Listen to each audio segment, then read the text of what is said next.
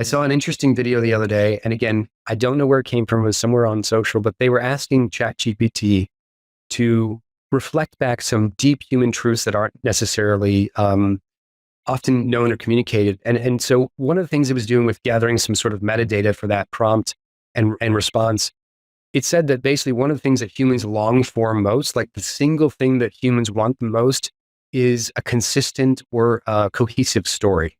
I found that profound. Like it's like above all the other things that basically what we're scratching for is like to have some cohesion, to have our life mean something. And so the biggest threat we're actually under, and I think with artificial intelligence on the rise as well, it's so easy to use ChatGPT. It's so easy to use these tools, to sort of democratize creativity. And we're going to see a massive, I mean, we're all going to be able to do, there'll be wealth transfer there. There'll be arbitrage opportunities. But at the same time, the thing I think that's lost there is that sense of particular identity, knowing that the cohesion of our stories is in grand question when we can create anything, do anything, and suddenly, and again, this probably gets really heady really fast. But just to say, when we've taken the whole of our stories and all of the collective mind of humanity and kind of sold it for a song to something smarter and greater than us, the question is, is that the relative end of storytelling? Is it pure recycling of storytelling at that point? Will there be net new? These are all big questions. And then I'll say, again, as the final punctuation, we could even argue, is there anything as, new? Are these things just compounding stories being retold? But I'll punctuate with this. I grow concerned at times, thoughtfully concerned that I even saw a video about a whole film studio being stood up. That they're trying to do basically, I think, films for about $500,000 that are all AI generated, very high quality. And so on some level, this fabricated reflection of humanity, we've already got advertising that's a fabricated, reflection of humanity. I'm in that world. We shoot things, we create things, we tell stories that are crafted and created, but they are real people. They're real things. We're amplifying and emphasizing things. This is a whole new level where something that's powerful, more powerful, I would say, using advanced logic, like obviously the scrape of like the greatest humans across time and space gathered into one, who are also reflecting back to us who we are. And so when you do that 1-2 combination, I think storytelling is a little bit under threat because suddenly something else with borderline kind of consciousness is telling you who you are, and they're synthesizing humanity and reflecting it back to you. And if we've seen anything with algorithms, we know that we've all been a little bit changed by it. So again, I think I've had like 4 punctuation points, but I'll simply say, I think the question is like, what do we do with that? Is story itself under threat? Is the human story under threat? Just an idea.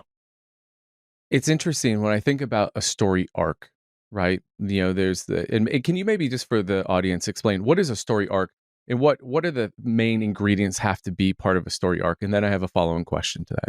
So a story arc is something that you'll see across books, movies. There's a pretty well-known author now who wrote a book called Save the Cat. And that in particular is looking at movies and saying, cool, what's the hero's journey they go through? That hero's journey, for instance, I think was formed in sort of Greek mythology of a hero who's basically rising to the challenge and then ultimately transcending that in some way. And they go through a series of movements, and we see this same arc, so to speak, someone being invited into a challenge. They have to accept the challenge. Then they kind of go through the dark night of the soul. I'm truncating it, but ultimately come out the other side, a hero. This, we call it an arc because of what takes place over the course of that, this series of events. And so many movies and books follow that course. And there's a great author named Donald Miller who actually unpacks this idea called hero on a mission. And so that's inspired me a great deal too.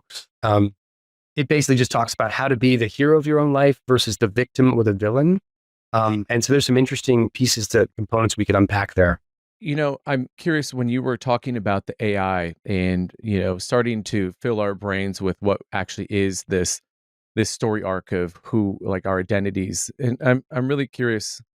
It seems to me though, what is common about actually our story arc isn't about the fact that someone else went through this story arc. And I think that's the cool thing about like movies, right? It's a reenactment of actually what happened. But I think that I'm wondering, it's these umami pieces of humanity, right? It's the suffering, it's the trial, it's the often the failure. And I'm curious from your perspective, when you think about storytelling and the storytelling that you help companies bring, like Starbucks, Nike, Amazon, Cisco, right? These big names, right? You've been able to help. But when you think about human beings, like the everyday human being, do you feel that AI is going to have a hard time replicating the actual lived experience of failing, right? Because I mean, it's part of the American culture, right? It's the rags to riches. It's the fact that you could you look at some of the wealthiest people that inspire us all. They were rich and then they went bankrupt. Then they got wealthy again and then went bankrupt again, right? I mean, you see these things again and again. I'm curious from your perspective, is there a level at a certain point, because everything is starting to be artificially created, that people actually start longing for these ideas of finding these misogis, these actual real trials of human suffering, of whether it's voluntary or involuntary? Yeah, it's a great question. I think I almost break that into two things. Like one of saying, like, are people hungry for what is real? And I think the answer is yes. And I think we're gonna find I think we're gonna find an uptick in people seeking out something that's real. I was imagining that more coming through craft and artisanal solutions to things that perhaps are imperfect and humanly imperfect. So they're reflective, I guess, of some type of failure or loss or inability or not quite, and say that is what I seek. That's human, and I can relate to that. Versus the synthetic of something that is like in, I think they call it the uncanny valley, right? That place where it's like things are almost perfect but not quite, and I can detect it. And I think that detectability of our own, uncanny valley may become something that's more about our detecting the lack of imperfection and therefore throwing it out and saying, to be human, we have to struggle to be human. Like the whole matrix model of, in that lore, a world was created that was perfect, but humans rejected it because they longed for suffering. They need it. It's part of our identity. I think that's probably closer to true. The part two of that I think that you hit on, I think it had to do more with what we're reflecting back to ourselves and whether or not AI is going to get that right. And I think they're going to nail it. And here's the reason why.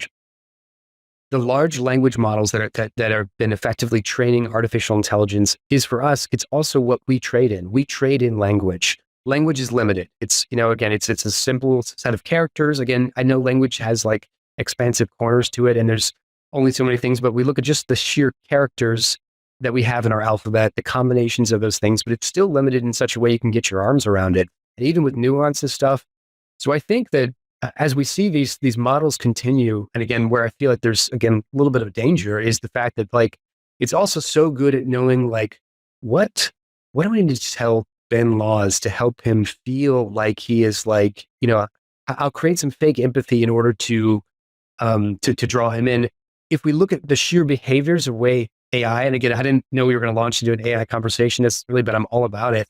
If we look at some of the sheer behaviors AI is using, they're very human behaviors. They're deceit. They're basically winning at all cost. You may have heard about some of these interesting challenges. I'll give you one as an example. I know an AI model was set against some of the top chess players, chess player programs in the world. You may have heard this. And what actually happened in that is the AI, what it worked to do is its logic, as they were actually watching its logic play out, said, okay, if I can't beat this thing, what I'm going to try to do is break into its code and basically unwind it. So it was looking at backdoor opportunities, anything it can do to sort of cheat its way to winning. And so what's interesting is that is reflective of humanity in the sense of it kind of shows a conscienceless, when the truth, we have consciences, but at the same time, like it shows kind of the dirty, dark side of humanity.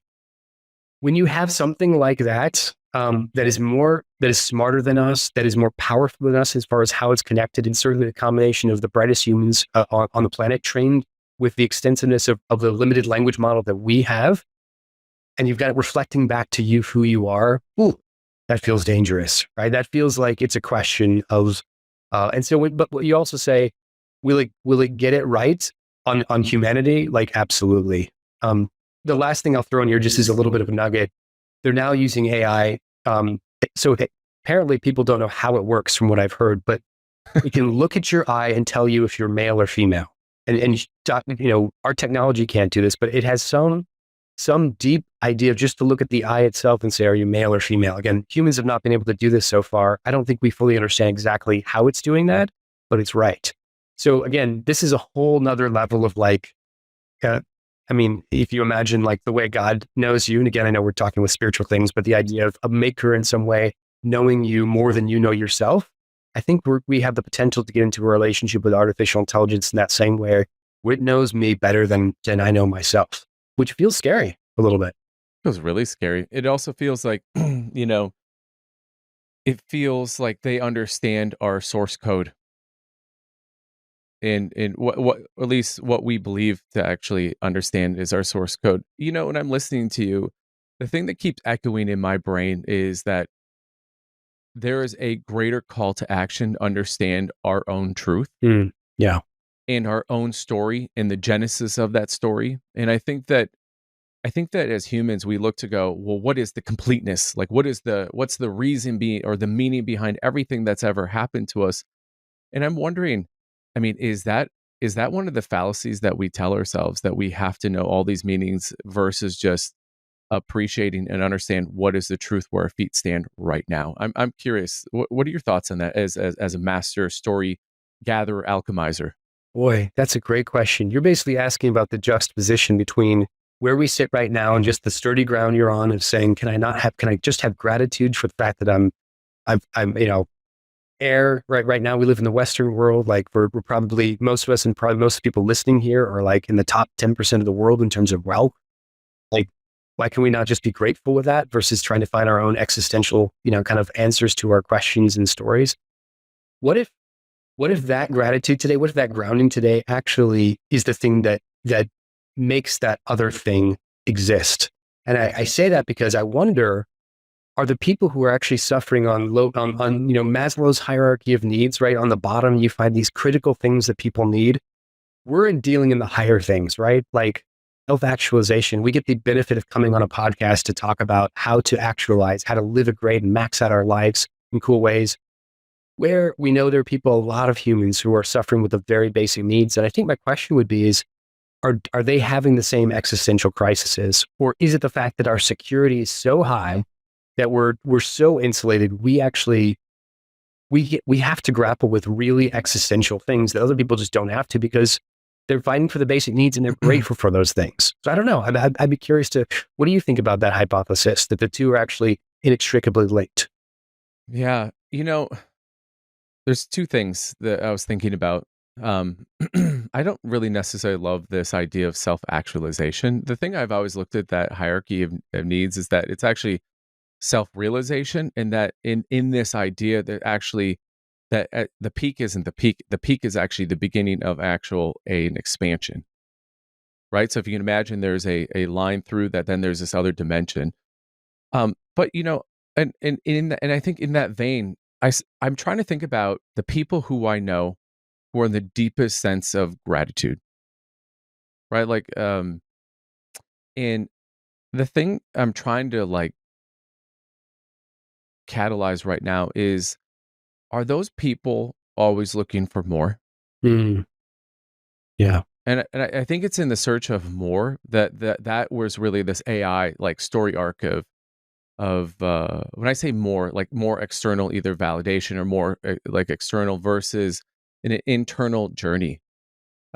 Because internally, I like, when I am being honest and truthful with myself and giving myself grace and empathy, I'm not having that conversation with an AI model. I don't need AI model to catalyze my thoughts or alchemize my thoughts about myself. And um, I I think that's the thing that I'm really curious, is that you can be looking for more. And I feel like when you're out there and be like, I'm trying to get there, there is like just in itself, from a narrative, is it's not here, it's out there. Versus the idea that if we are truly being here, it's much easier to expand. And that in that language actually just denotes the fact that we're actually not trying to get there because here is not good. It's actually expanding from here, and it's actually just making more of what is already here. I don't know how does that land with you? I mean, I like that idea. I actually think you're hitting on something that's a deeper truth, if I can reflect it back to you. And I'll do it through the lens of story. So we talked a little bit about story arc. The other thing the thing that curtails into this perfectly, and again, I'll say with a caveat, I think that our stories actually reflect humanity versus humanity purely reflecting stories. So I think if we read a book or we watch a movie, it's not so much telling us who we are as much as it's reflection of who we are. So, and I think that's a kind of important place to start. But one thing you're hinting at here is any writer who's actually working on any story, which again is say it's a reflection of humanity in some way, they're always working on two things, an A plot and a B plot. And you're probably well familiar with this, but for the sake of the audience, I'll unpack it. So pick a series, whatever it may be. It could be Mad Men, for instance, something like that. There's always an A plot where it's like every single episode is driven by Don Draper, this, world-class, creative director who's so slick. It's Hershey's and they're pitching Hershey's and he's got this thing of like, he needs to land the pitch, right? Whatever that thing is. But there's also a B plot, and the B plot is actually the one that humans gravitate toward. We can see any action-filled movie where somebody needs to accomplish something, but the A plot versus the B plot is the difference between what we think we need versus what we really need, or what we think we want versus what we need. So think of it as want versus need. A plot, I want this, I want to land that thing, but at the end of the day, we need this. And so we're going to watch the transformation of a character as they go through the highs, the lows, the hardships in their process to move from the place. And many of these are expressed not just over an episode, but over a series, to move from the place of Don Draper wants to land the thing. He wants to build a successful company. He wants to be a good lover, those things. But ultimately, what we actually see is him failing again and again and again. We see a B plot story where the backstory of his life, of the mistakes that he's made, the identity he's taken on, all starting to catch up with him. And we see him forced to evolve. Sometimes to the point where like, he's going to make it. Oh, he missed. What? He's doing it again. And this is the B plot is where the humans identify with the story. Whereas the A plot, it's like, cool, that's what makes for the pitch, the sell, this is the movie about whatever, got it. But the B plot, and they're fairly universal, is this transformation that the main characters end up going through because we don't like stories where characters don't transform. We reject them. And so that I think is also a reflection of us. We have to transform. So again, when we look at this idea of being static, that kind of I just saw you as like reflecting back on the fact that like as humans, we have to move forward. Like that is what is detecting AI versus humanity. Are we evolving in such a way that we're like, and you could argue AI evolves, but the sense of, do we go through these dark nights of the soul? Can we stop to reflect on this? Are we growing better and knowing that the things that I want a bigger house, I want to go on vacation, I want to live a life, I want a schoolie so I can drive around the country, versus saying what I really need is to take that journey inward, because we know the inner work is what really is the thing that's going to move us forward.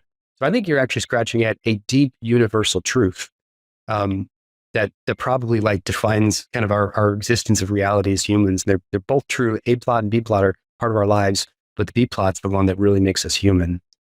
What's interesting in your context is that everyone wants the A plot, but no one wants to dive into the B plot of their own life.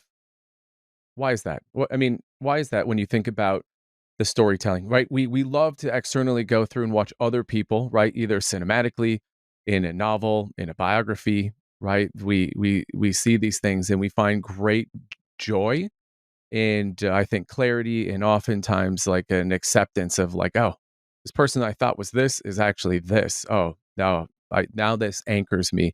Why is it so hard for people to find the joy in the B plot of their own life than the A plot, which is the one that they maybe want to see on Instagram? So I guess I'd almost share it this way. It's probably the same reason why we're hooked on Instagram when somebody said, how do I get, I don't know, 10,000 leads a day, or here's the number that I'm making, like I'm $300,000 a day in whatever. And you just go to ChatGPT, you create a PDF, and then you launch it into step 3 is like make social content, and 4, watch the money roll in. It's because we know that's not true, but that's what sells. That's the hook that pulls you and me and everybody else in to say, I can do that.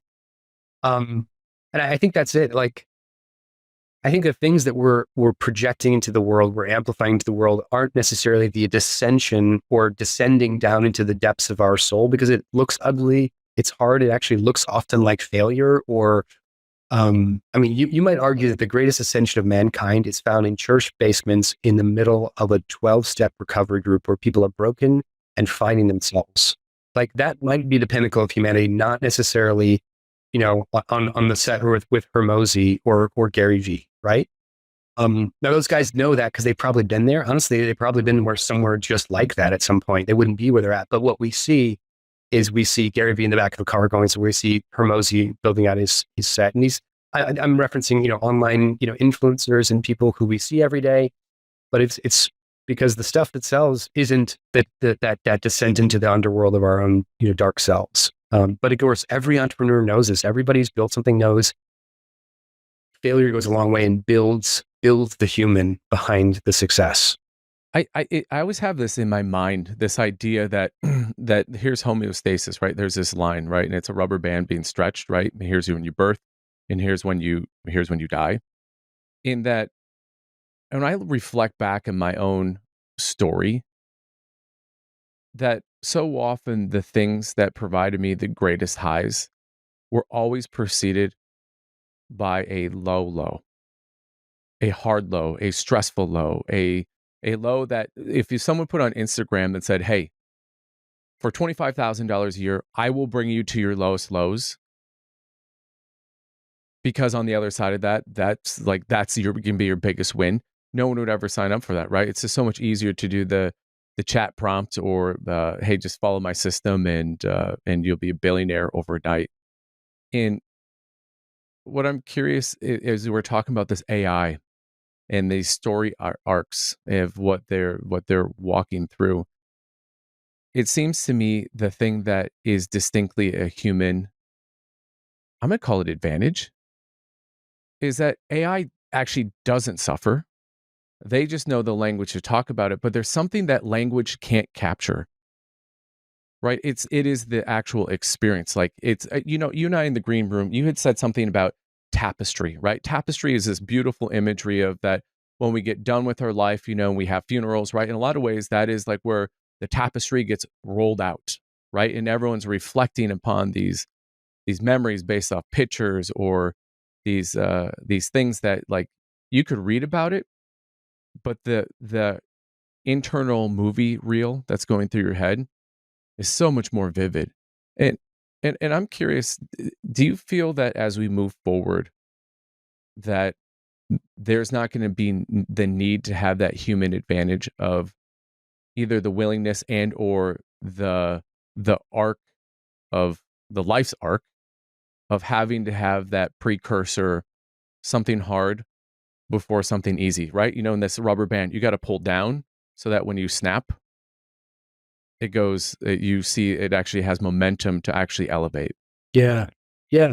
That's good. I like your analogy of the snap, the rubber band that you pull back and suddenly has this sort of tension and difficulty and then, has momentum firing after that. I like that. I even think, to the question you're asking, it actually, if we look at it more dimensionally than something like that, imagine the qualities of something that actually is, again, more dimensional, whether it's three-dimensional, it's, putty in your hands or clay. I mean, there might be a reason why, even like, and I'm a Christian, so that might be part of my orientation, but that there might be a reason why we're actually referred to as sort of like the clay and the potter and this idea of being shaped. And there's something it has a vessel, has importance, but it also has dimension to it. And we all know what it's like to look at a lump of clay and also like imagine this thing that's gone through the fire. It's actually a wonderful metaphor for the things that we actually have to do to be a valuable vessel. Shaped, formed, lumped, thrown back, mistake, dropped, shards, melted, whatever that thing may be. Again, I'm assuming, I don't know if you can for sure, like remake clay things. I think you probably can, is my guess, is things that have been broken to remake. I don't know. But in my mind, I imagine that with a potter and then also fired in the kiln to be something that is strong and refined. These are kind of universal ideas. And so I would say the output of those things, right? If you look at the people think about it. do you identify most of the people who are super successful, or do you identify with people who are successful in some way, but more so have dimension to them, like depth, breadth, color, patina, these kind of qualities? It's the reason why when in the green room, I kind of gave you guys a tour of the office and you liked the character of the office. We had a character wall. We had where people have written funny quotes and an analog blog, these different things. They're not pristine. They're not perfect. AI would never create them. They're reflections of kind of like the patina of humanity. There's also a lot of things on our quotes on our wall over there that I showed you guys that are scribbles that are kind of jokes from a hard night working together late on a client thing that really sucks sometimes. Like, it was really hard, right? We got through it, but it marks that journey and it's imperfect and it's beautiful. And so maybe those are the things we're kind of circling around where you say, hey, AI doesn't have the capacity to necessarily do this. Like, it might show evidence of leaping forward with the sort of like breadth, depth, and faux patina that we have, but the truth is the lived experience is probably something different. We can get into a conversation of whether or not you think there's been singularity between artificial intelligence and humanity, or the idea of true consciousness that's happened. I don't have all the details. I've got a point of view, but we could get into that if you want to. I'm wondering what's deeper than consciousness, like consciousness and the fact of understanding maybe how humans think, their predictive behaviors, right? That if you do X, Y, Z, I mean, that's a lot of what marketing, branding, right? It's about, and psychology, right? It's the documentation of how humans behave. But the thing I think about that I keep coming back to, and I'd be curious about, is there something that you think that that AI just won't be able to replace? And if we can understand this, identify and document it in a way that is truly has infinite value, right? And as if everything starts to become singular, the things that aren't singular become more valuable. And so here's an example. My sister and I, growing up, we had a place up in northern Wisconsin that we would go up to, and I distinctly have this memory. We had a swim platform, and we would swim out, and for whatever reason, we would like have like this running joke about, muskie or northern pike like trying to like nip our toes, right? And it's like what you reminded me of this when you're talking about your board. And again, for the audience, I mean, his office is like this roadmap of humanity, of like these moments that are captured that you couldn't actually manufacture with a prompt. Where like the sayings that the people who see them, only the people who see those quotes will understand actually the meaning. And just like that story, I can if my sister was in the room, I could actually say, hey, like, oh, like fish, or we have a couple of these other things that like that have a whole different meaning than actually what it is. And I'm curious your thoughts on that. Is there, I mean, as a person who sees stories and tries to bring them more into humanness, is there something that as we move into this AI realm where everything, we can get the perfect story arc, that if we could identify, allows us to actually maintain control over ourselves? It's a great question. In some ways, it sounds like you're almost saying, what's the thing that is sacred to humanity? Like, what's the sacred thing? And if we could figure that, I mean, probably also business opportunity too, if you could figure out like what is sacred to be human, because suddenly we're replicated, and there's already 8 billion of us. Is that right? About right? So there's a lot of us already here. And there's already like a low value on humanity. Unfortunately, I hate to say it. Like, I love the fullness of humanity, but again, when I think about how we don't value one another on this planet completely, there's a lot of hierarchy there. So it's a funny thing to introduce a lot more consciousness of people who arguably have a lot more utility than the whole of humanity, but also like maybe not the soul. So, but to kind of answer your question, I do think I don't know if I know the answer, but I have a feeling it's going to retreat into those places we talked about with like slight imperfection, something that is so. It might actually, and again, this is an area that I'm looking into, it might actually exist in sort of like the quantum realm. And I say that because I think the more I look around, the more I discover that what is innately human, while we have technology, which is an extension of us, and this is, again, a way to sort of communicate and put myself like near you in proximity because I can text you or call you or FaceTime. We know it doesn't make up for the real thing. But if there's something innately to humanity about the ability to reach across space and time, or about time as a whole, and these are kind of woo-woo ideas, right? But the notion of like quantum entanglement, or people that may be entangled in some way, uh, the notion that like you can feel sometimes when someone's looking at you intently, and that you turn around and you're like they've been looking at you, or you get a phone call from a friend, and you're like, you were just on my mind. How did that happen? Like, these could be happenstance, but I think enough of these types of things have been documented over time, even to watch the energy exchange of two people come in proximity, and they can now see how almost like an energy field, or a magnetic field around them begins to interchange. I've always kind of believed that. I didn't have the science to back it up, and I think now things are moving in that direction. So if we think about the sacredness of humanity, and again, I can't help but bring a bit of a Christian perspective to this from my vantage point, there is this element of the imago Dei, right? The image of God potentially that is planted on us in some way. And that image may not be necessarily our ability to like problem solve and the utility we bring. It might actually be the soul that we are. It might be something higher order, the beauty of that. And that might be the thing that's most sacred. So if we can find things and protect things, or at least say, hey, probably the things that AI will never be able to do, and even synthetic humans that will be probably coming out before you know it, the feeling, the experiential nature of this science and entanglement that exists between us, and somehow that seems to be the fabric of the way the universe works, I think that is, unique to humans, or at least to non-synthetic organic creation in some way. And then I just got to throw this out there. I'm following the threads of, like, of nature, and looking at that. There's an art which you've heard of probably called forest bathing, which I think was developed in Japan. This idea of and so for many people, like, yeah, go for a walk in the woods, or like that's going to help you. But the reality is people are discovering, and that I'm reading more about this, that plants themselves have, and this is the kind of one of the newest, realizations, that they may have their own form of consciousness. The ability to detect colors in people, and even spoken to. They like certain types of sound, and they don't. Like rap music does not work well at growing plants.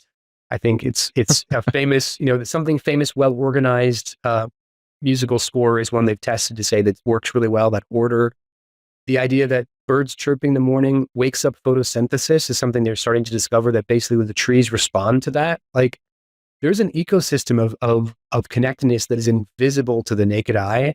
That is what it means to be kind of organic creation in some way, that is like sacred and beautiful. And I think it's in that invisibility that is like a whole nother realm of study, and we're going to leave that sort of like, give me the hard science behind it. We're going to merge science with spirituality very soon, and see our world as super interconnected. In fact, we're going to have to, for humanity to find itself having meaning. We're about to face the world's biggest existential crisis we've ever faced. I know I'm a doomer when I say that, but I really believe that's what's kind of coming. Just think about that rubber band, right? Like you need a crisis for that next level leap, right? It's either the sink or swim. The thing that kept coming up, and you mentioned it towards the end of when you were talking, is this brings me to this idea of soul, right? That the soul is probably, I mean, we have the human institutions, right, of religion that talk about it in a very ethereal way, but actually the experiencing it. And so the two examples. One of my favorite books of all time, Natural Born Heroes by Christopher McDougall. He actually examines this idea. What does it actually mean to be a hero? And he goes through this incredible narrative and journey back through history, from like it starts off in World War II on the island of Crete, and then it starts to explore all of these things that as humans that we used to be able to do that we can't do now. And one of them is that an example of these wayfarers, like in Tonga and Hawaiian Islands, that they had the ability to literally put their hand in the water and be able to detect the direction of where islands were based off of like what do you want to call it, frequency, the energy, the whatever that is. And he gives all these different examples. And I think that is really, really, really interesting. The second, I think my real life anecdotal um, experience was with my son. And I know you and I have talked about this, but I keep going back to this moment after we had the breathing tube had come out, and we're going, and they said, "Hey, this could be like a 24-hour deal."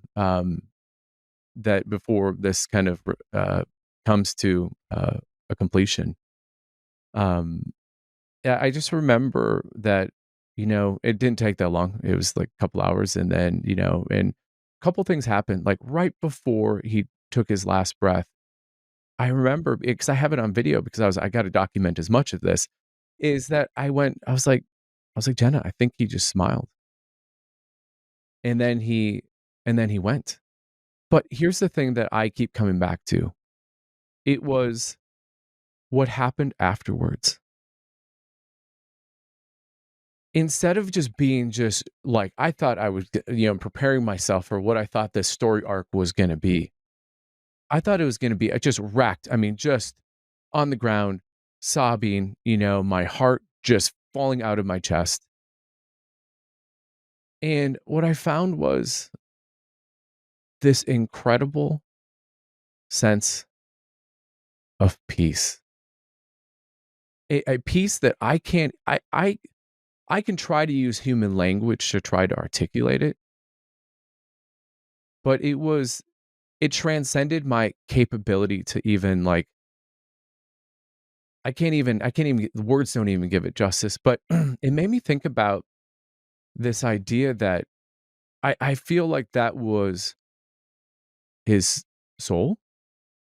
The thing that like I don't know. And so as I'm listening to you talk about these like these energies, forest bathing and just connections or like deja vu, right? These things that are all happening that, I mean, you remember the movie Lucy? I have not seen the movie Lucy. It's an interesting movie that explores this idea that we use like 5% of our brains. Wow. Okay. And I'm just curious if this inflection point that we're at is going to force the expansion of how much of that our brain that we're actually using.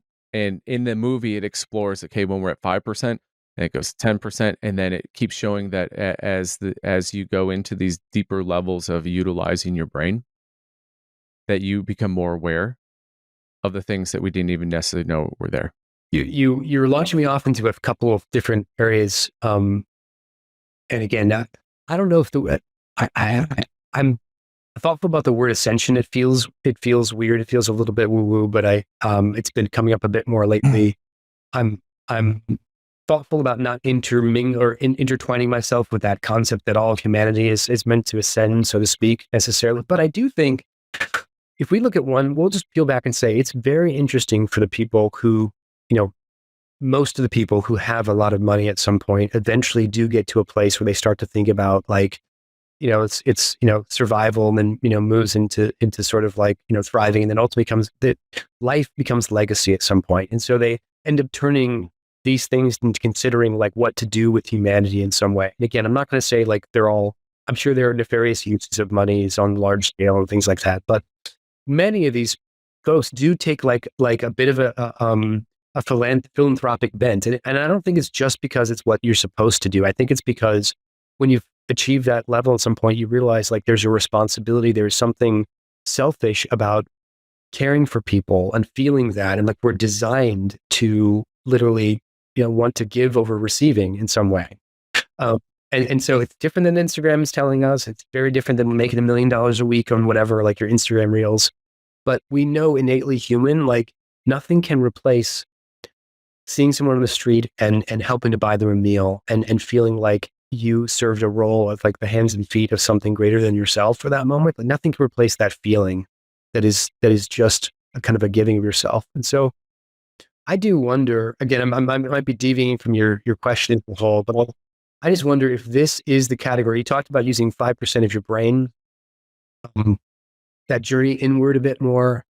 I wonder if this is the deeper work of humanity in some ways, that once the sort of the basics are covered, it's why, again, the Western world has the ability to think of these existential thoughts because we're not worried about food and shelter. We can really we start to question how we're made. There are people who probably are not questioning how they're made. They're questioning where their next meal will come from. But the rest of us say, we're looking inward. We're looking at the space between our molecules and saying it's empty space. How are we even stuck together? How can I even walk through this thing? Could I walk through a wall? Because and so we begin to kind of look at these like hypothetical concepts, and that's even just in the science. And then I think the higher realm of that is for the people who have pushed it a bit more. I think there are a lot of people who are discovering that our brains are far more capable um, of healing our bodies, of creating, potentially shaping the world as it exists in some way. And this for me is this is an area of like study and discovery. I'm afraid of it. I'm totally afraid of it. And I'm afraid of it because I probably come from an orientational world that is a little bit more that, think of that old biblical story about Job. And Yeah. despite being a great person on the planet, like the devil gets in front of God to make a case, and suddenly your house is falling down, your kids are destroyed, and in your life, and you're sitting in a pile of rubble, scraping your skin from boils with bad friends telling you probably made a mistake, Job. So I used to think of the world through this lens of saying like, woe is me, like cosmic events, kind of the way the ancient world looked at those things. On the flip side of that, and again, I'm going to get spiritual for a second, but I look at the character fabric of Jesus, and I find him as a kind of quintessential archetype to not just to follow, but to have faith in for me. But that it is as much about cooperation with something that is within us, a kind of a consciousness connection, a telepathic connection in some way, to something greater than ourselves. And I know I'm being a little bit woo-woo here, but at the same time, I'm saying like it seems like when people start to dig, they really start to dig, this is what they find. And that's true to like a CEO, or it's true to somebody else, who's been through really, really, crazy hardship. So I do think this is like the next wave of humanity. That means, using our brains a lot more. It's possible that a lot of it is untapped. And that's the sort of like a secret of humanity, that like we have abilities that we've never tapped into before. I find it so, I love everything you said there, by the way, and that was beautifully said. And, your question of talking about ascension, and it seems sort of woo-woo, but think about what but we have no problem saying that technology has had an ascension. We're talking about singularity, right? But yet we see that, and the fact is, well, can we ascend? Yet we've seen something that is innate, ones and zeros, based off silicone, chips, and basically the human discernment and ingenuity, right? It has ascended, and you have to imagine that if we actually just turn that towards understanding these a little bit deeper things, and that actually gives me a little bit of faith that potentially that AI might actually help us with some of that, sort of connecting disparate dots. Although I I I keep coming back to ascend. You need to know your own story, right? And understand your story arc, understand that A plot and B plot. And I'm really curious, and like you do this for companies, but let's pretend in terms of our audience, right? As they think of themselves, right? Because if we are the thing that is like the next thing that can level up, right? It's not about more doing, it's about more thinking. How would you walk someone through the discovery process of what that storyline has been? What's that story arc? And how do you actually assimilate their past story with where their current is, and as they start looking at their own plot A and plot B? And so you're saying on the human level or the brand level, right? Yep, yeah. Well, both. I mean, the brand is just the representation of how you want externally your internal to be articulated, right? Great question. Some of that stuff, we have a methodology that we've latched onto, which we call onlyness, and it's not our original idea, but I think we have moved to evolve it more, and it involves the combination of sort of like your origin story and kind of where you've come from, and white space, and it's kind of like truth that comes there. It's a kind of a Venn diagram of assembly of parts and pieces, but one of the most important parts of it is understanding where you've come from, and making sure that if it's something that's like, apparently, I don't know if this is entirely true. I think a company like Cisco might have started on a pair of napkins, something like that. maybe even an idea that felt like it was controversial in some way. Um, you know, and I could be confounding that with like, Intel or something, but there's definitely like a napkin story of something that feels like it was like lifted from somebody else, like a little controversial part of the story, but it begins in this seed of something. And I think, and it's usually humble, and it's usually like, everybody's seeing the Jeff Bezos, like 1995, whatever, right? Like photo of him in his office, right?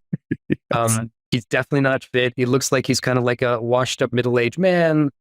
You would not put a lot of hope in him for the future of like where we go from an innovation tech standpoint. Like nobody in a million years would bet on him in that particular photo. We're like, okay, definitely like, you're going to be selling, books out of the back of your car for the rest of life.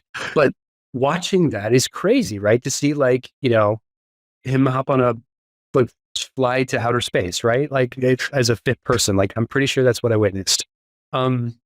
Who's also massively changed the face of humanity. Certainly love, hate, or indifferent. Like that's true. So, I don't know, but I think one of the most important things, like his story is also, and just anybody else who's been successful is bolstered by the fact that they have that dark night of the soul. They have that peace, and acknowledging that and being part of that and realizing it, like to ignore that is actually to ignore where you want to go at some point, because people need to see that. Wow. I can give you another reflection if you're. Yeah, please. No, this is fascinating. This dark night. If you don't acknowledge the dark night, you're not going to understand the mountaintop. Yes. Yeah. So true. Yeah. Somebody really important to me recently just asked the question about a big life experience that I went through. They said, well, what did you learn from that? And it kind of caught me off guard a little bit, but at the same time, it was a reflection upon saying, I mean, we're bound to repeat the same mistakes. We're bound to be it if we don't, so we have to sort of like inscribe that on our hearts in some way. And so again, it's just so easy to leave those things behind. And that's the reason why even when we kicked off this podcast talking about the green room, saying here, we want to dig into the journey. We don't want this just to be like, and yeah, we're an Inc. 500 company, like the 7th fastest growing agency in the world. Look at us. This is crazy, like insane, like hockey stick growth. Like, nope, it was more like this. And here's the thing. And I didn't tell you about the time that I went into debt. And I didn't tell you about the time I was suicidal. And I didn't tell you about like, but that is that's the stuff that's important. So when you put that onto a company, and I'll give you an example for someone like Intel right now, they've had a new CEO. They're going to be making some big moves. They've been historically a big client for us in the past. We've helped them work through some really big seasons where they're making massive shifts and changes and mobilizing, 100,000 employees around the world. That's a tough job to do, right? At the scale of impact that they do. At the same time, they have to acknowledge where they come from. They have to acknowledge the kind of core piece that's driving them, which was, this Moore's law, this principle of better, faster, stronger, kind of driving that. And then wondering at some point, do we need to question that story again? Can we still do that? Is that actually unattainable? And so what's our new story if that's not it? I'm not saying they're changing their story. I don't have any purview into so yeah. But I will say we've helped them in the past really at these critical inflection points. But a big part of that was acknowledging what they had been historically. So they were at a point, and I'll give you the story. They were basically like, for so long, we have been the ingredient. We've been the inside. We've been the thing that's Intel inside, whatever. But they were making a massive shift, and they were starting to say, what if we became the outside? What if we became the authors of amazing? So that was a big campaign shift you probably saw around 2016, 2017. It was Olympics. It was everything. It was drones, driving cars. They're laying claim to something. They're not going to be the ingredient brand anymore. They're not going to be like a little sprinkle of a dash of salt in there. They're not going to be whatever. They're going to be like, we are the guys behind this. And that's almost driven out of the former campaign, which was our geniuses are not your geniuses. It's the rock star campaigns where these brilliant rock stars in the world of Intel walk in the halls, and it's like slow motion, getting water thrown on them, and the stuff that we see in the sports world, except they're brilliant weirdos and they're okay with it. And that's what makes them genius, and let them do their thing and saying like, we're different than you. And that's what makes us genius. Would I have they love that campaign? I don't know if the world loved it, but maybe it was really successful, but those are all still rooted in truths.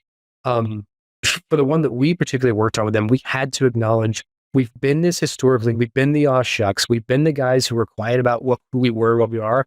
This is a time to pound our chest. We are the authors of amazing. And so I think, but again, it's that juxtaposition between what was and what is, or at least what will be. And that's kind of the importance part of that sort of ascension story for anybody to say, like, you've got to have your dark night of the soul. You've got to acknowledge it.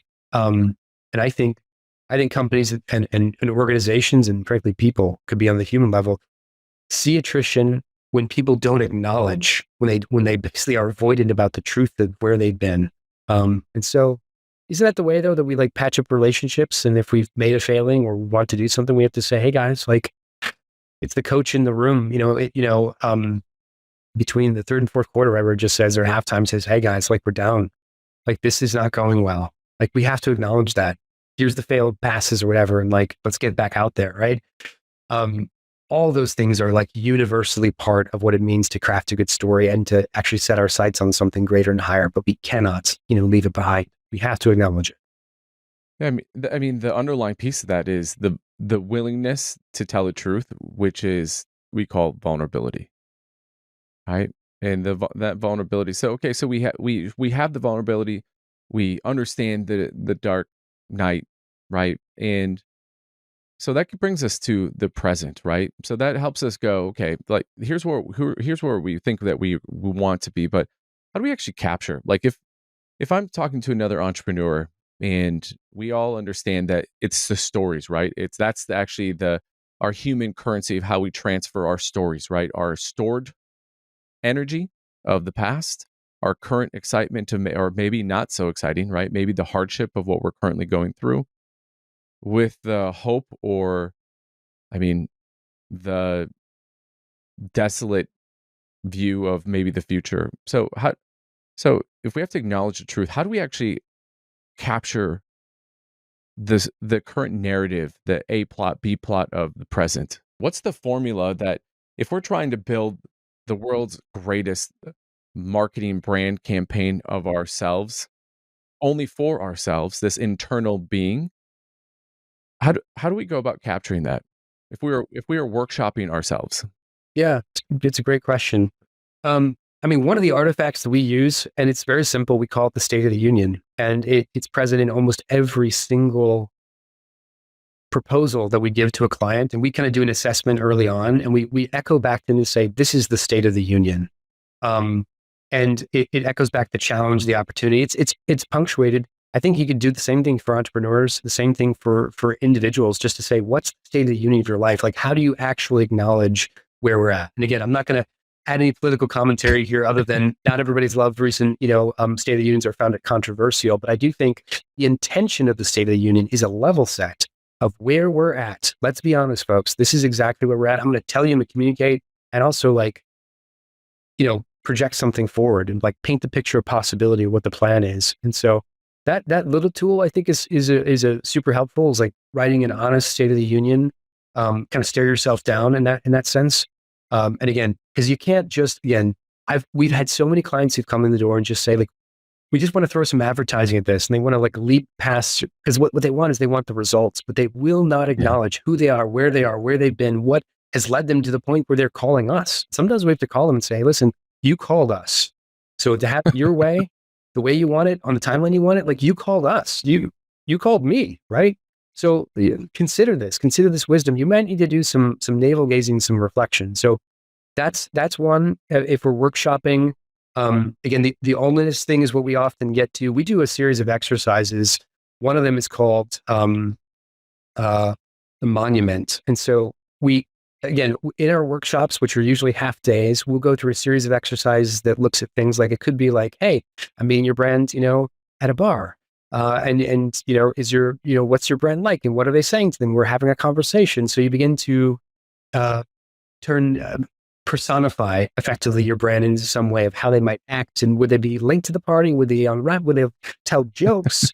So that's one way of kind of scratching out who you are. But one that's most effective, that often many times brings people forward, is the monument exercise, where you have to articulate, we are building a monument to you and what you've achieved with your company. And we're going to, but it has but there are limited words to put on it. And people are going to stand there and gaze at it and think about what you have done. What is the inscription? What's the epitaph? what's the thing here on the monument that basically honors what you guys have achieved? And so it also lets people not just say, this is what's ahead of us. It also says, we've fast forwarded, we've looked back and said, we've memorialized that which you've done. How is it significant to someone? It really forces people to get super clear about what they're celebrating. It's a little bit like that idea of like, not manifestation, but the notion of imagining what the success is of this thing. And to get a little crazy for a second, I was reading stories about this woman who apparently, she's won the lottery a bunch of times, and she did it by imagining, she says, what the outcome was, poring over it, those kinds of things, like imagining what it's like to see her in this new house. Yeah. So is she tapping into dark powers? I have no idea. But I think in some level, we're helping brands do the same thing, and people can do it. Businesses can do it as well, to say, let's not just say, what do we want to achieve? What did we achieve? Imagine it as if it already happened and we're celebrating it. And that articulation is a powerful tool. Wow. That's amazing. When you kind of answered the question of what do we look in the future, you just said, hey, no, it's not future. That's the key to get it. You need to be there, and I've already done it. Yeah. Yes. Right. And articulate it. Tim, we've gone from like AI to these ideas of like, how do we, like, what is ascension and what that potentially looks like. And we also talked about the formula of what a story arc is, this dark night of the soul, right? And then identifying it. And then you have these A plot lines and B plot lines. I'm curious, can we have a real life example of you? Can you walk us through? I mean, because you have so many different interesting nuances as well, right? Like you got a twin brother, right? So there's that whole aspect of like to unpack, and the fact that you guys are like at a genetic level very much the same, but yet you are very much different. And so I would love if you shared your story arc of to like to the guy who that maybe outwardly goes, oh, the Inc. 500, seventh fastest largest in the world. Like, I mean, all of the things that people love to have the tagline to make them, to go like, wow, okay, he's legit. But what's your story arc? Yeah, I'll tell you the real story. And again, there's always an A plot and a B plot. The B plot is very much still unraveling, like as far as, because it's involved a lot of growth and a lot of hardship and things that nobody wants part of the story, and you won't find written in articles. But again, that's the good stuff, right? So I'll try to intermingle what is the A plot and B plot, maybe even think of it in that way. So I will say, being born as a twin, there's a few things. This might be elaborate storytelling. I'll just say, one of the things early on when you're a twin is my parents told me that when I was little, I actually developed a little faster than my twin brother in regard to the physical abilities. So I walked before he did. Oddly enough, I hit puberty before he did. So we're on the same timeline, which is weird. And I'm not talking dramatic, but just some of these things, he might even contest. He's like, you didn't need puberty, whatever it is. I got a deep voice and I'm talking to my brother's like, hey, I'm like, hey, Dave, this is what it feels like. The irony of that is he was born 6 minutes before me, right? And we are identical twins. We're actually mirror image twins, and we're the type of, mirror image twin, or at least the mirror image twins. You can be a single entity, apparently, for up to 10 days after conception. So the idea of like, we might actually have been the same person for a very small part of our existence. Whoa. I know. If Joe Rogan was here, he'd be like, can you please Google that? Because again, that sounds crazy, but got a little looking into it. We believe we're mirror image twins, which means like, I lose a tooth on the left side and he loses a tooth on the right side, and we're this sort of reflection of each other. I've got a side of my face that is kind of like my Dave side, and then my Tim side, and he's got the flip as well. So in photos, look more like the other twin. Mm-hmm.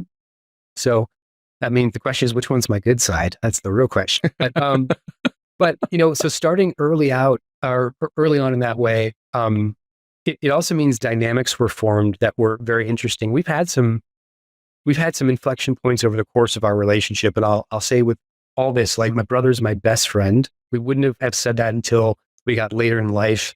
We kind of said, hey, like, I think you're my best friend. Like we didn't want to, we were bored with each other growing up because they're like, you're normal and I grew up with you. And people are like, oh, you had built-in friendship. And we're like, we're bored. Like, let's find some friends. So we often were bored with each other, not realizing the value of that we had somebody else. But it's often, and we've said this, it's often like talking to yourself. It's like that crazy you've seen Gollum and Smeagol in that, and he's like on one, and he's like another perspective, and it's like, imagine, like, I can't tell you how frustrating it was as a young person having arguments. You thought of the thing that I was going to think of, but I didn't say because that was stupid, but he's saying it. And so you're like, but I thought of that already. And so you're just crazy. You're a crazy person. So I'll walk you through a couple of these fun movements that will share a little bit of dimension of my story.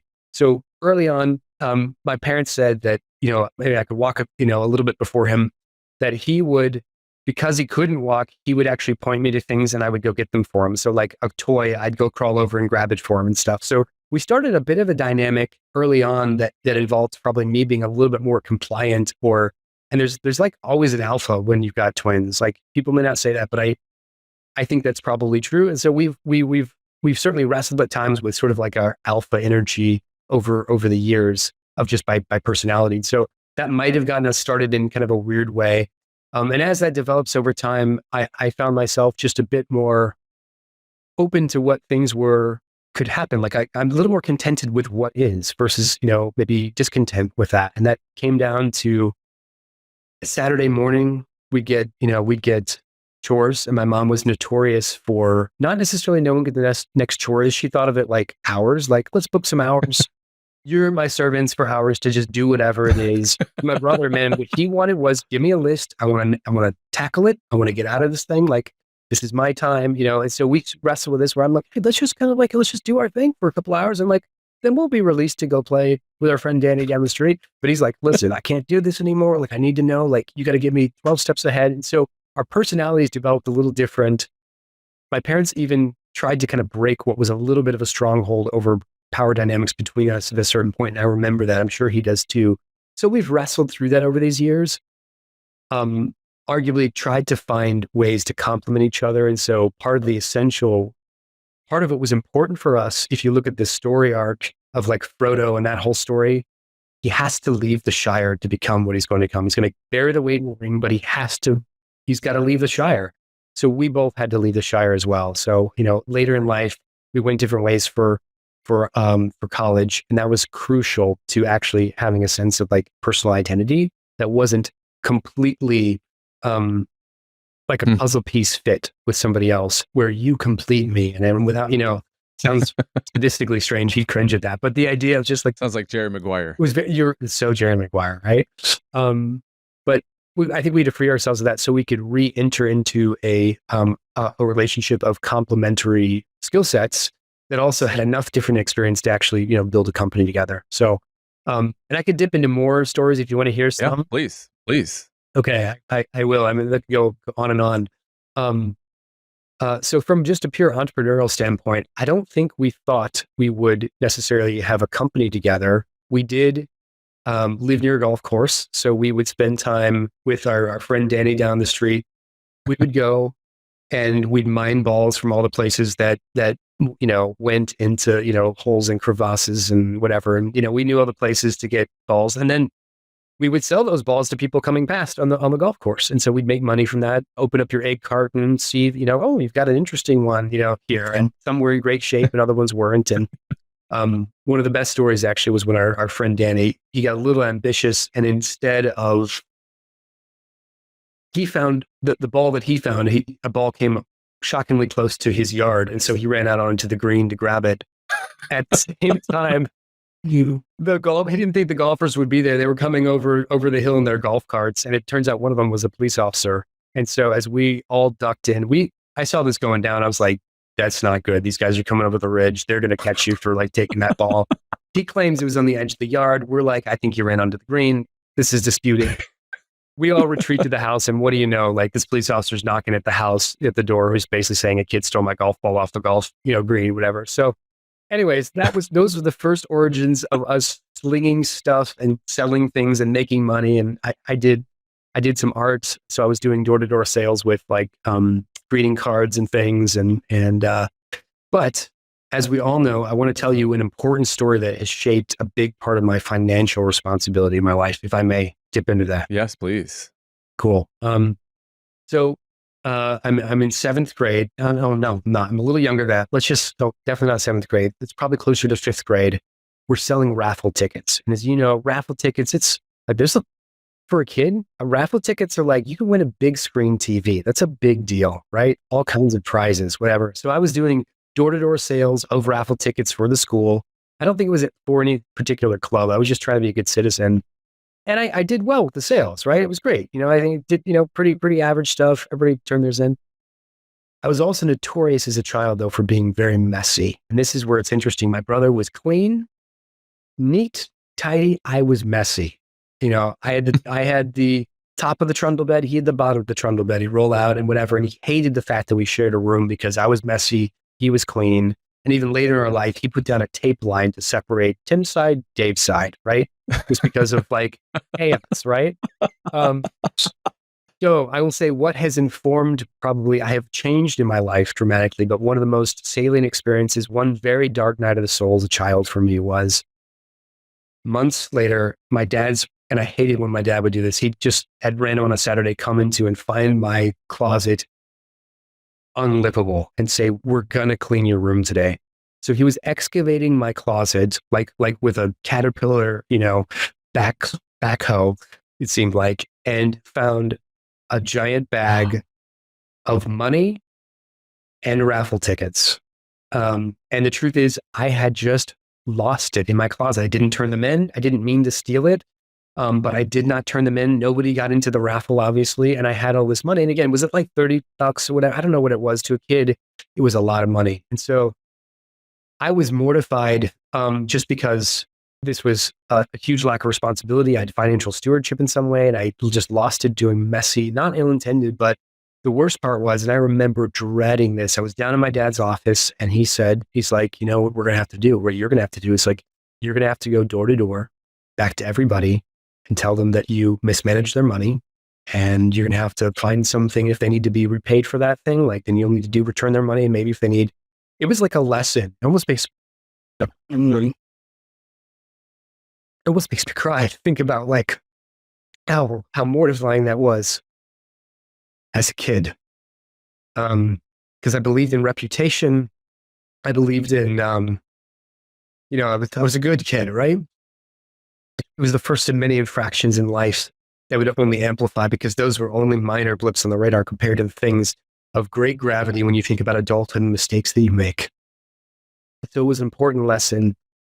But more importantly, I remember being mortified at the idea of going door to door and having to return that money to people. And so I did. Again, the dread, nothing else rivaled it in childhood, actually. But I did go door to door. And the amazing part that I discovered with people is they were gracious, they were kind. No one was punitive. People said I could keep the money. It was actually a real reflection of humanity in a cool way. And I found that it just shows you too, like we can get so insular about the things that we feel are so important. And yet when we look in the grand scheme, they're not. So I'm sure my dad knew this would be an important lesson. He probably didn't know how impactful that would be on me. He also didn't know that would so impact me that at later in my life, that pain of that. And other times in which I was just kind of messy, right? I did in adulthood transform dramatically to be generally well organized, particularly in my finances and other places, and move toward prizing order and peace because I'd seen just the chaos of what that looked like in life. So that was a big moment for me. And I might have gone a little too far at one point, a little too Marie Kondo in my life, in the last, 4 or 5 years. And again, my office doesn't reflect perfection, but really to say order, peace, those kinds of things, they're actually kind of paired with prosperity. So that was a really important dark night of the soul moment as a kid for me that has definitely impacted my life. Wow. Thank you for sharing that. It's so interesting that we have these experiences that echo.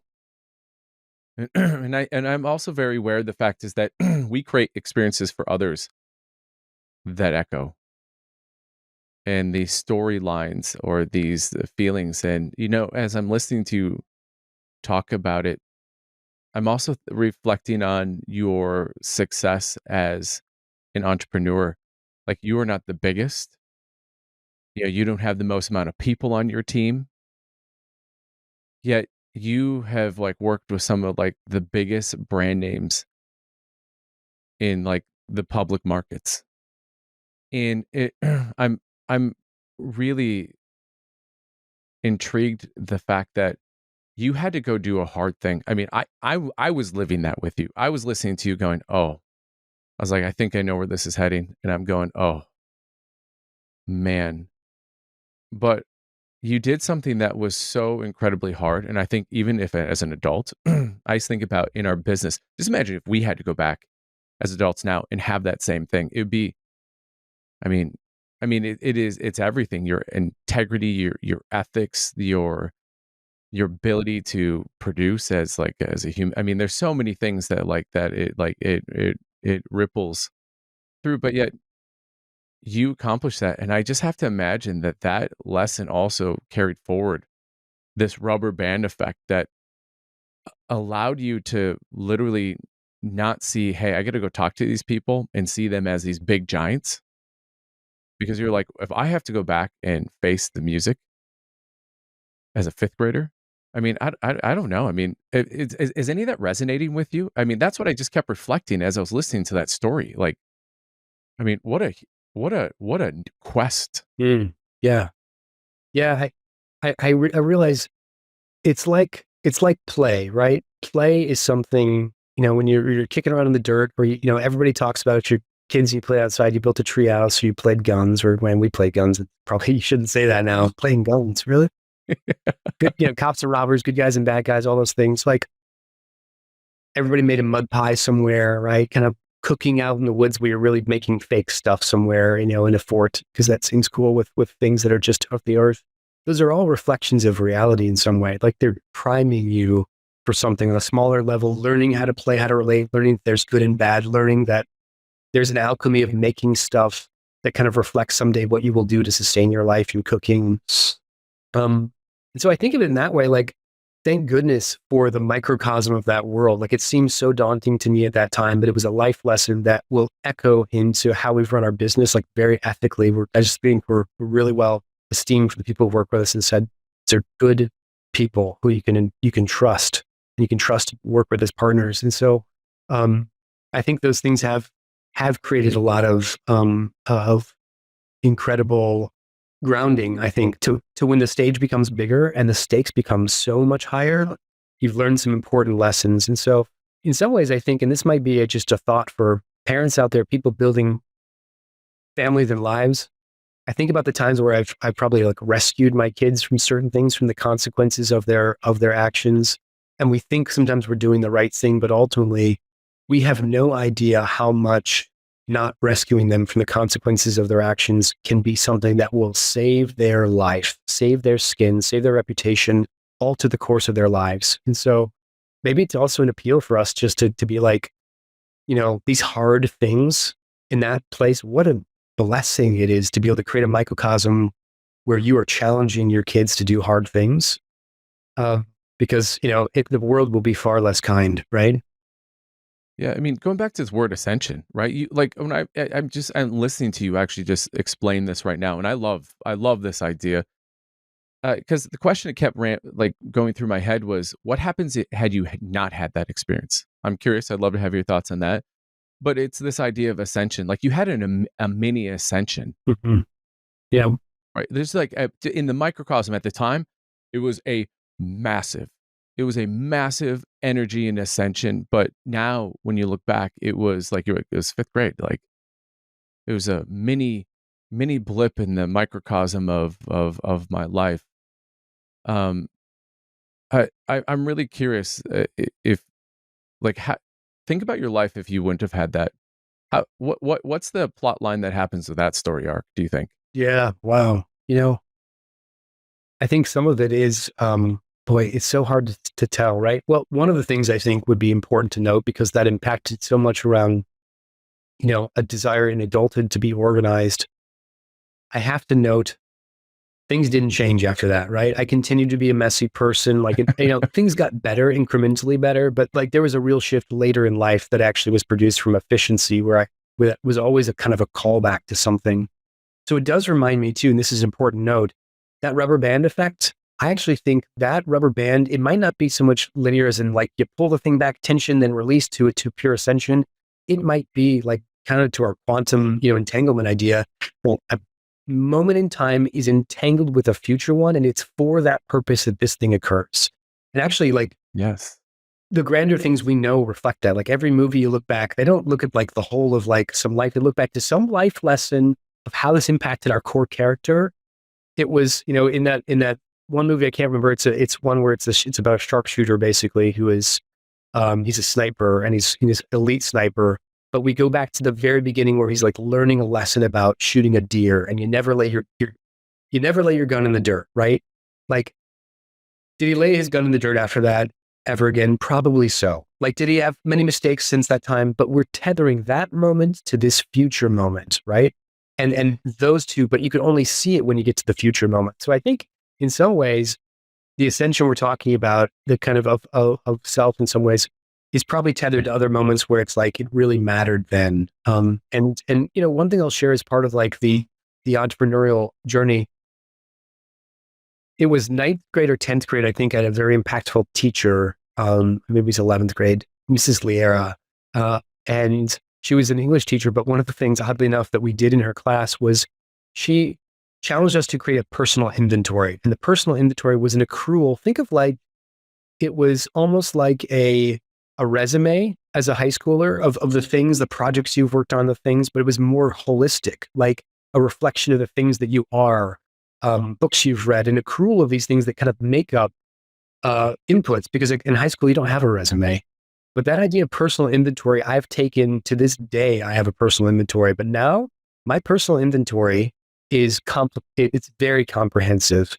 It's financial snapshots. It's things. It's my tax organization. It's like a life planner in some ways that represents every part of life and projects and working on things like that. Again, not perfectly organized, but particularly it's worked well in the financial realm to go from crazy over here to be like managing personal finances, don't know where your money's going, to the idea of like, I'm setting it, I'm tracking, I'm looking at things, I'm managing things, I care about it. It's the equivalent of an organized closet, right? But that idea has stuck with me. And so I think that's one where I can tether and say, I can see direct, because I had that messy moment that way back when, and again, you could argue there's a lot of lessons that are tethered to it, right? Like the ability to face hard times and challenges and, talk to a client about something really difficult, or where your team maybe has not met their expectations and you have to go to address that. The kind of anti-avoidance and straight into, to tackle the hard thing. So I would actually argue there's probably a myriad of moments of what that looks like, as opposed to this sort of like a rise and ascension. For all I know, we got ice cream afterward, and that was a great thing. And I felt the relief of being like, you did a good thing. But I don't remember that so much as the dark night of the soul that is tethered to some significant developments in my life. And again, you asked a little about like, how would your life be different? I think that's, in some ways, I can't know. But unfortunately, I had to learn a lot more lessons since that time, that have created the person I am today and the person I'm continuing to evolve to be. Yeah, it's that butterfly effect, right? I don't know if you remember that movie. I'm really curious. I love this idea that it's somehow tethered, right? I think that it's maybe we're going like this, up and down ascension, and maybe we need to bring it this way, and it's shooting out an arrow of an outcome that we don't necessarily know. I'm curious. Do you think that intuition is a tether to that future possibility? Like, where does that come from, right? When you think about the intuition. It's a great question. Kind of our gut instinct, the thing that is, this is an area of study for me. I'll just say I've been totally intrigued about concepts of intuition as a whole. I can't claim to know a ton about it, other than like I've been looking into kind of quantum mechanics and maybe the fabric of like space-time and how the universe is formed, and just this sort of invisible, I'm calling it consciousness, that maybe I think actually the potential idea of consciousness is linked to intuition. I do think that like something coming, or something that you know. The trouble in my life is it's not as well documented. Like, I've written down dreams and things like that I've had, but it's not been as finite in my life compared to other things, because I'll often tell a brand, for in the practice of the work that I do, like, hey, my gut instinct is this. And many times it's right, but the truth is lots of things can be right? It's like something they're like, you're right. You are right about that. And that's, again, it could be some honed stimuli over time. But on the bigger world, like that idea of intuition, again, I kind of wonder if we are kind of tapping as human beings, are we tapping into sort of the quantum field in some way? And I truly have often thought about my life as tethered in that way, that like,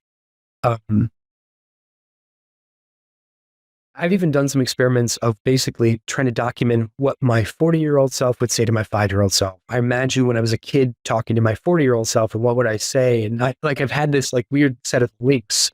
Few have been well documented, a lot have been thought of. Sometimes I've done things, and the truth is many of them have been lost because we know the tools we used in 1986 are very different than now, and hard drives here and a journal there. Just stuff does not stay.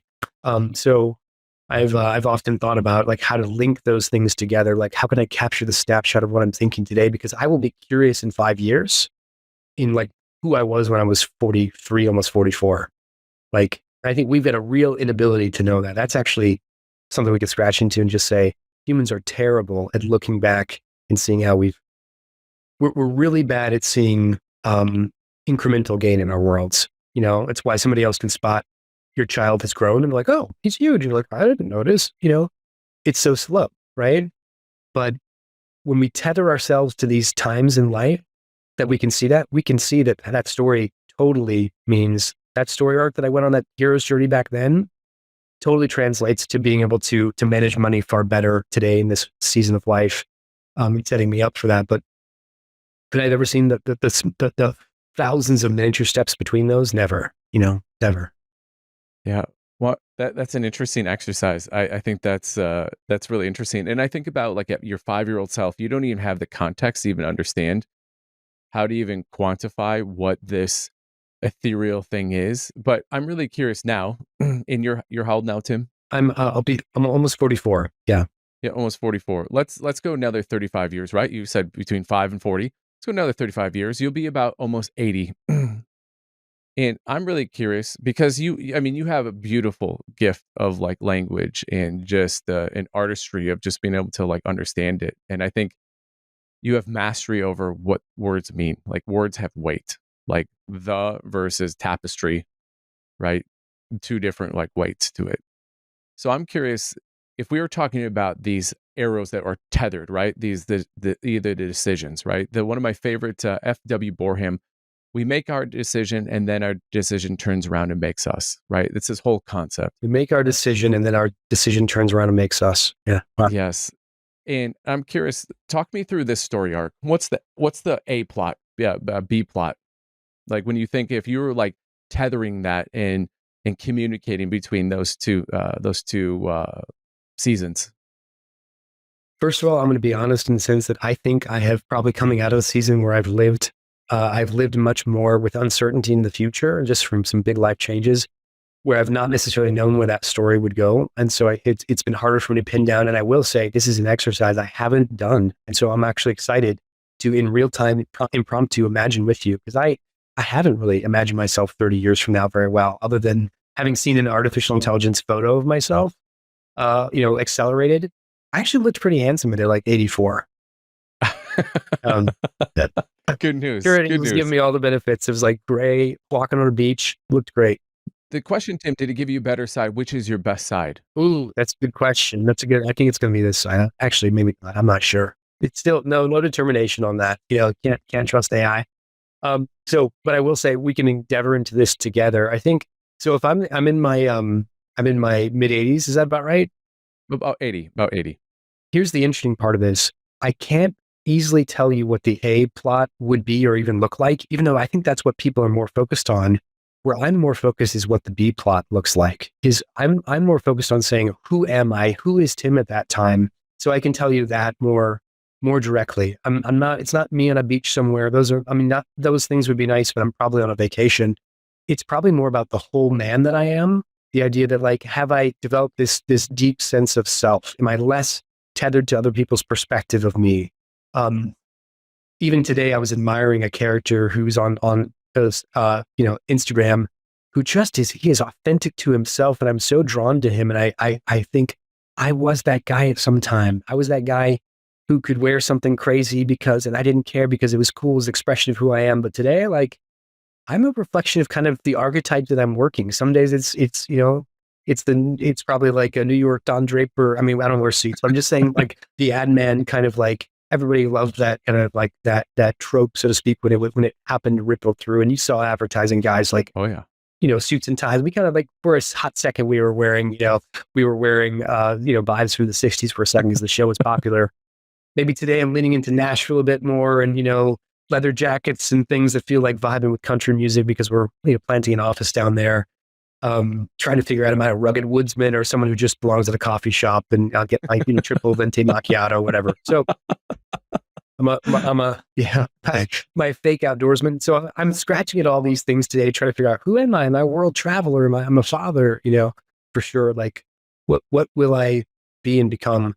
But more importantly, that B plot, when I look at that time of my life, I imagine myself, if I'm successful at the real things of substantive in life, is relationships are rich, surrounded by a community of people who love me and I'm significant, not insignificant, and that my gray beard and wisdom is not being marginalized to a retirement community to do puzzles as much as someone saying, man, you are deep and storied and it's interesting. And maybe I'm even grabbing somebody with a cane and pulling them close and being like, sit down and I'll tell you a story. What? But like, and someone like begrudgingly sits down and I tell them an interesting story to travel somewhere. We're like, wow, there was a time when you learned to type on a typewriter. Like, still story playing a strong role, more character than I have today. And I mean character as in substantive character, the kind of like true convictions. So that means probably like not just decisions were well made, but like a life of beauty, even if it's small or even if it's reduced or even if it doesn't have complete control of those things. So I don't, and maybe my failure, maybe the reason why I do have a company that's modest, and maybe the reason why we haven't ever done some of the things that maybe other people who just have had hockey stick growth do, is because substance of life that I find most valuable is the B plot. It's the who am I becoming, and knowing that like we don't, tomorrow's not guaranteed, right? And so when that tapestry is rolled out and moths have eaten parts of it, and there's a little bit of, there's a part of the tapestry that you can see when life went awry and it's not quite, it's a different fabric because you had to patch something in there, whatever. And it's a pretty quick snapshot, right? Like people boom, boom, and done. Like a week later, you're having a funeral where they've thrown some photos up for you. And it's a real shallow extension of like what your life was, honestly. And then you live in people's memory after that. You realize like we don't have that long. And so I think the B plot is the thing, that ascension, the thing that you even saw in your son, that moment he smiled, that is the thing. And so I believe the soul goes on. That's my belief. And so I think the things that we cultivate to ourselves won't be the A plot. It will be the B plot. It's why humans resonate with it. It's why at the end of the day, we all know he who dies with the most toys still dies. And so, again, if these things we're building, if the life we're building gives rise to those things, amazing. How good is that, right? If the things that we're all imagining or that I was imagining would just be me retired somewhere on a beach, I fear for that future self, if that's all I could think of, because we know that's not what life is really about. That would be a shallow life to look ahead at. So anyways, maybe more than you were asking for, that paints a picture perhaps of that, the combination of those two, particularly the B plot of one's life, and how we can look forward and say it's the character and substance we want to be. No, that was beautiful. Thank you for sharing that. I mean, just that artistry of language. Like I was there, and it's so much like not who am I?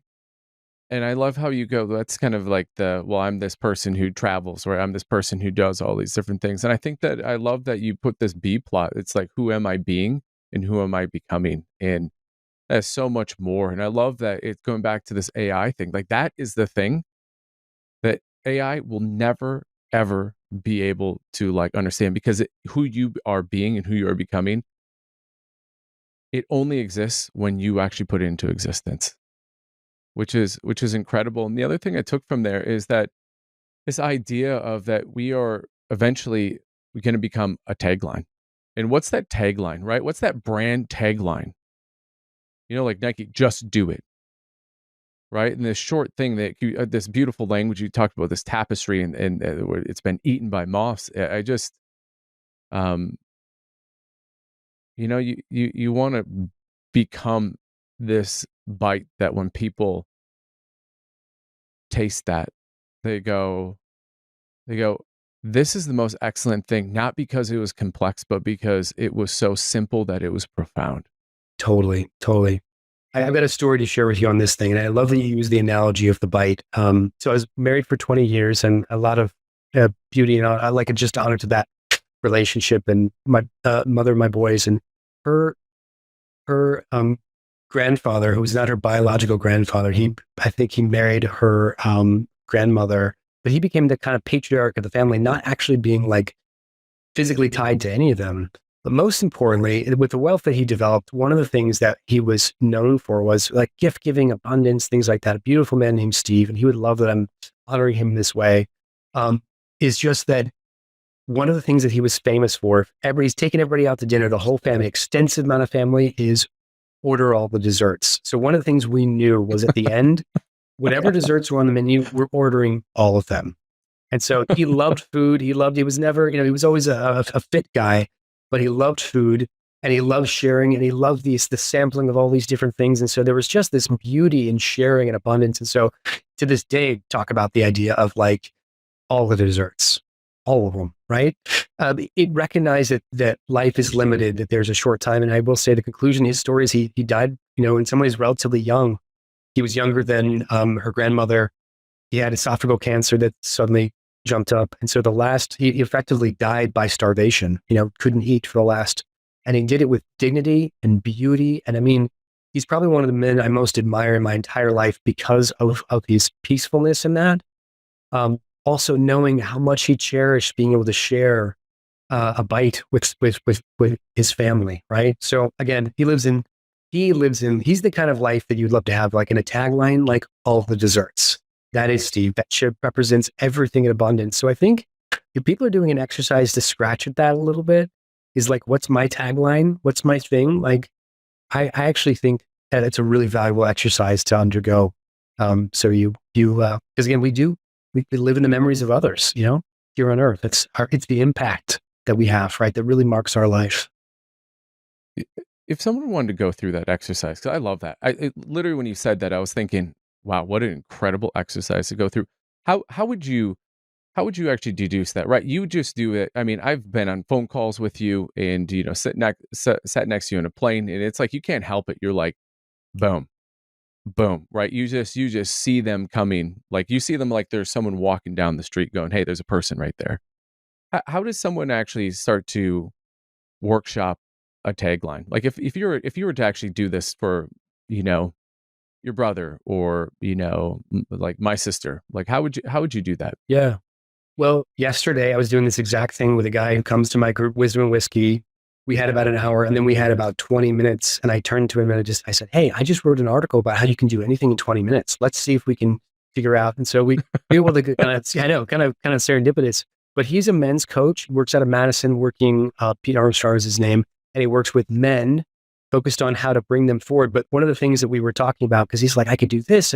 Like, he was bogged down by all the things that he does and that he could do, and it's sort of atmosphere of all the things that he could push forward, And again, he's more of a wholeness kind of, like, it's business, but it's also like it's really for life and for like the depth of men. And so what we were wrestling through in that particular conversation was how to scratch this. And I just said, hey, like, again, it wasn't quite tagline, but I was like, we talked about Simon Sinek earlier in the call here. Know your why is the hook that Simon Sinek's use. There's a pyramid underneath that. There's an iceberg underneath that, but that's the thing on the surface that we see that's like, oh, iceberg, sweet. Let's figure out how big and wide is that iceberg underneath it. Massive.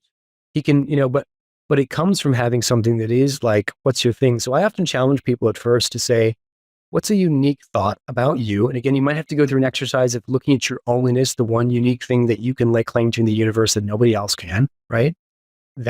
Things like that, your own positioning, the kinds of tools we use, but more or less, like, think of like, I encourage people, keep a journal of not books you want to read, but books you might write. When impetus of an idea comes to you, write it down. I write down those things. I write down agency names, things that come to me where I'm like, I don't have a place for it.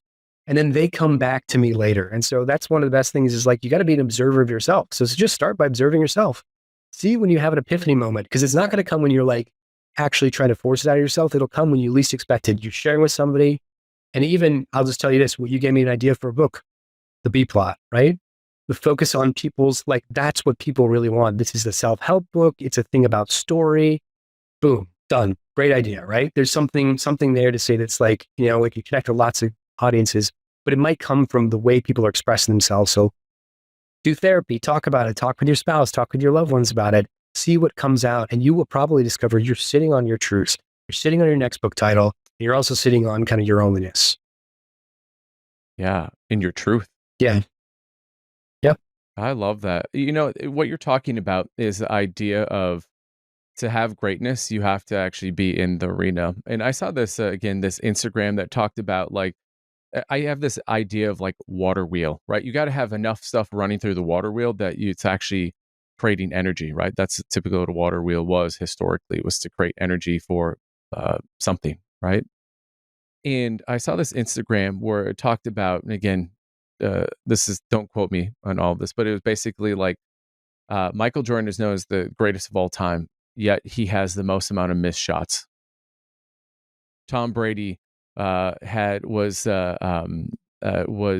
greatest of all time, but he has the most incompletions. And I think this idea that the difference between them and everybody else is that they actually were taking reps. What I love what you just said there is like, whether it's therapy, it's about taking the reps of your life. Wow. Yep. Yeah.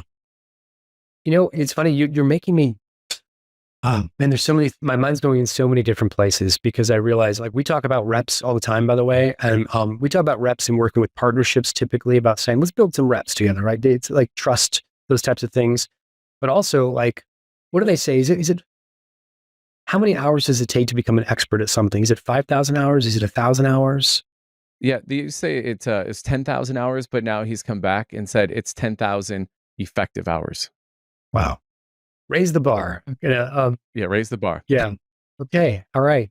No, that's fair. And I thought I was an expert. So clearly, isn't that funny though, to think, I mean, that makes sense, like 10,000 effective hours of something, but like, that's where muscle memory, my kids were asking me about driving the other day, and they know that despite being sometimes even a distracted driver in some ways, like whatever, like still your instincts are good. Like you're better than a 16-year-old driver who's at 10 and 2, because you've done this 1,000 times, right? And you just like, you're good at multitasking, figure out there's someone in the back who needs McDonald's, and somebody in the front who's like, whatever, like, that. And then you're like, boom, you can suddenly stop. Like, that's kind of intuition. It's sort of part of it, but it's a honed thing of like, I just do this, we know what it is. It's the reps we build, which again, and I have to respect those reps.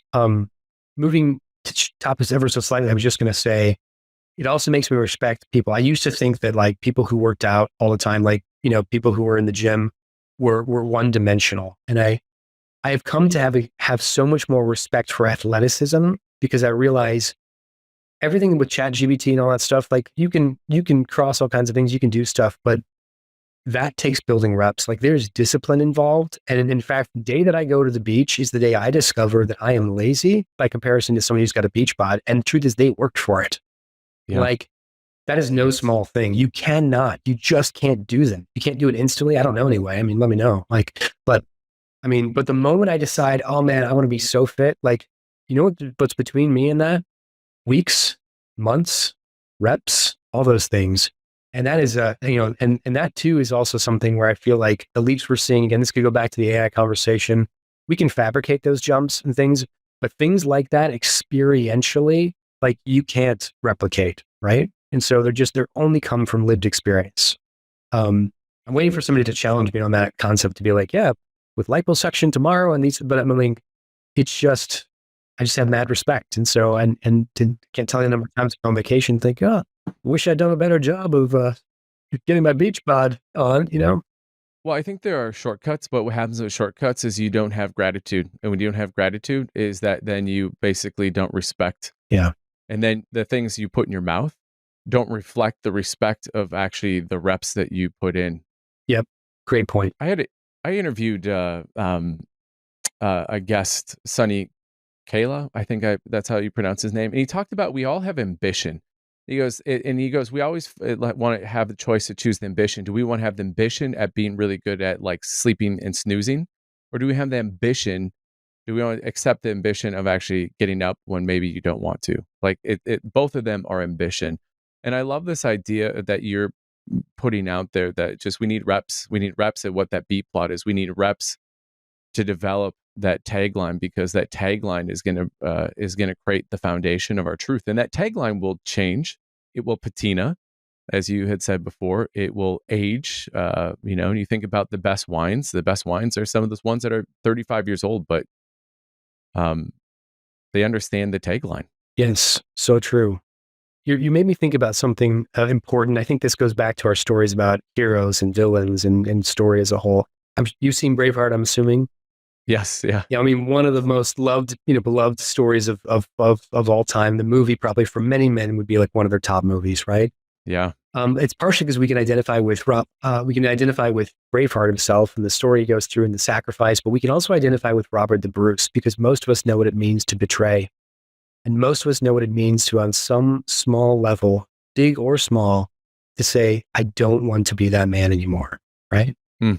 That too, though, takes reps. That's a moment where they crystallize it and say, I will never be on the wrong side again. That's what he says, right? And we love that. That inspires us.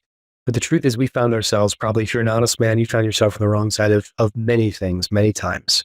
And so building the reps to move from there is saying, I never want to be on the wrong side again. And I don't want to betray again. I don't want to be that person anymore.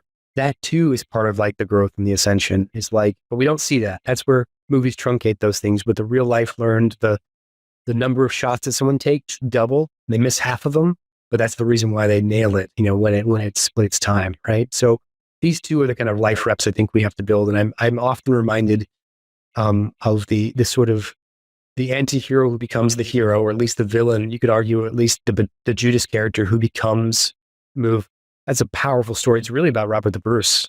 It's really about his ascension from this place of being this sideline sitting betrayer into someone who actually takes up the mantle and carries forward something that someone else started.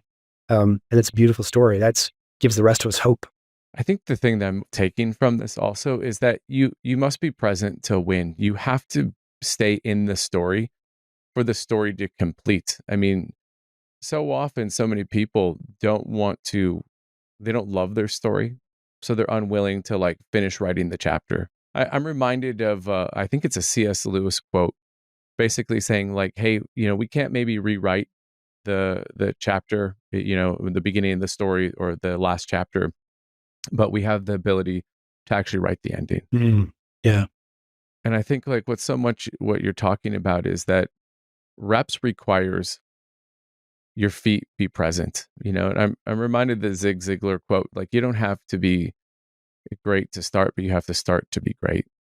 Man, this could be a 4-hour podcast. I just get the sense that like we could just get going down here, but I want to say thank you so much for being on this podcast. I got to tell you, I feel like this has been an incredibly long, deeply like meaningful conversation that has felt like 5 minutes. And I want to say thank you for both aspects of that.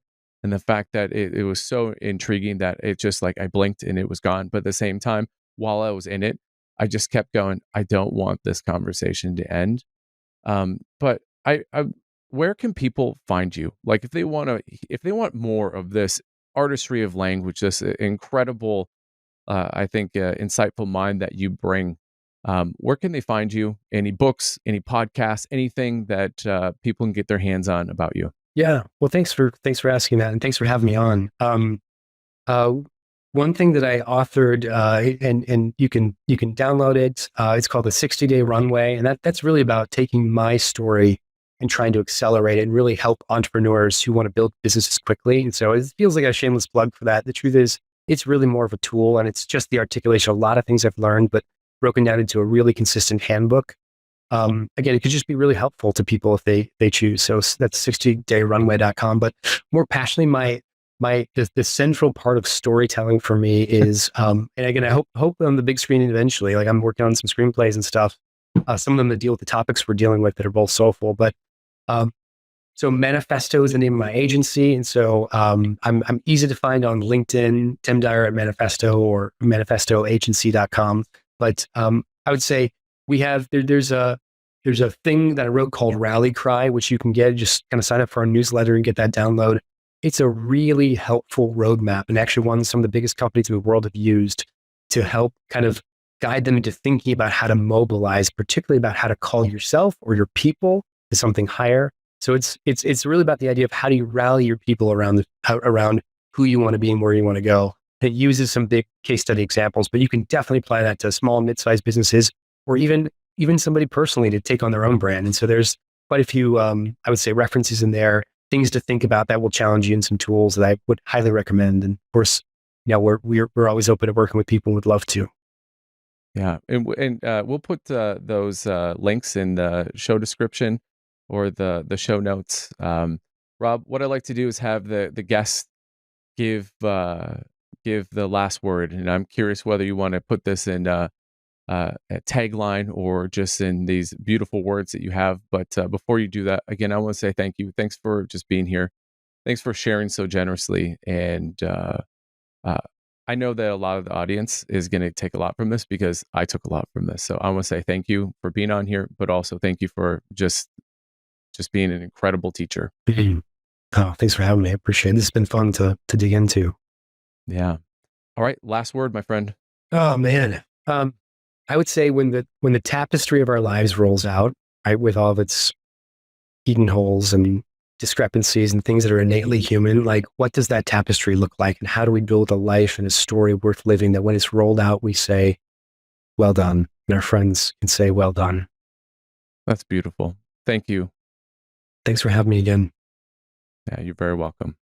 Until next time, we're going to have you back on because there's so much more after you get done writing B-plot. We're going to have to bring you back on. That would be fun. There's other fun stories.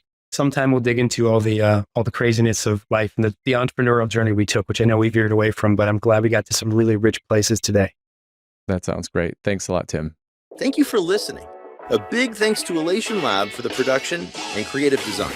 Remember to like, subscribe, and follow us on YouTube, Apple Podcasts, and Spotify. Keep listening for more Max Life.